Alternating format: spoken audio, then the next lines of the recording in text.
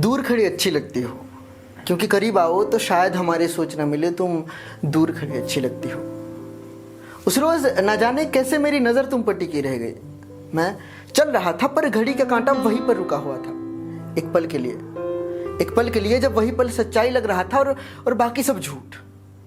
मैं खुद में ही गुम होकर तुम्हें तराशने की कोशिश कर रहा था, बस उन हवाओं में तुम्हारी खुशबू छांटने की कोशिश कर रहा था। घंटों तो ऐसे ही गुजर जाते थे, बस यही सोचते हुए कि अगली बार तुमसे कब मिलूंगा।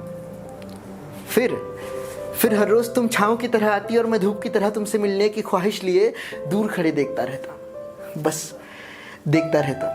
तुम जंगल की हरियाली में मगन हुआ करती थी, मैं रेगिस्तान के रेत में इधर उधर भटकता रहता, प्यास के मारे। वो प्यास जो बस तुम्हें ढूंढा करती थी, और जैसे ही तुम दिख जाती वो अपने होशो हवास के परे किसी दूसरी दुनिया में चली जाती थी, जहां हर कोई एक दूसरे से अनजान होते थे और एक दूसरे की ओर ताकते रहते थे। अजीब कश्मकश में घिर गया था। जब तुम दूर होती तब मेरे अल्फाज शायर बन जाते, और जैसे ही तुम करीब से गुजरती वही अल्फाज लड़खड़ाने लगते। कई बार कोशिश किया कि उन लड़खड़ाते हुए लफ्जों को संभाल कर तुम्हारे आगे रख दूं, पर मुझ में इतनी हिम्मत कहां। बस अपने उदास से चेहरे को लेकर उस आईने के सामने खड़ा हो जाता था, जहां मुझ में मैं दिखता था और मुझ में तुम भी दिखती थी। मैं मुझसे बात करता था, मैं तुमसे बात करता था, मैं मुझे देखता था, मैं तुम्हें देखता था। यूं कहो तो बावला ही होने वाला था। तुम्हें उस पल के बारे में शायद ही याद होगा जब भीड़ में पीछे से मेरे कांधे पर हाथ रखकर तुम बोली थी, एक्सक्यूज मी, मुझे आगे जाना है।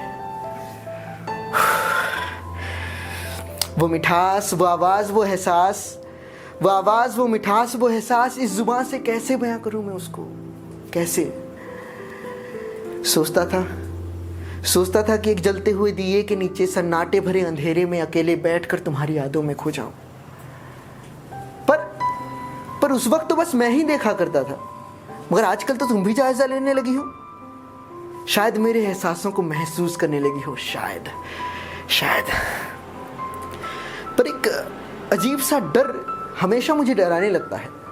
मैं डरने लगता हूं और यही सोचता रहता हूं कि तुम दूर खड़ी अच्छी लगती हो, क्योंकि करीब आओ तो शायद हमारे सोच न मिले, तुम दूर खड़ी अच्छी लगती हो।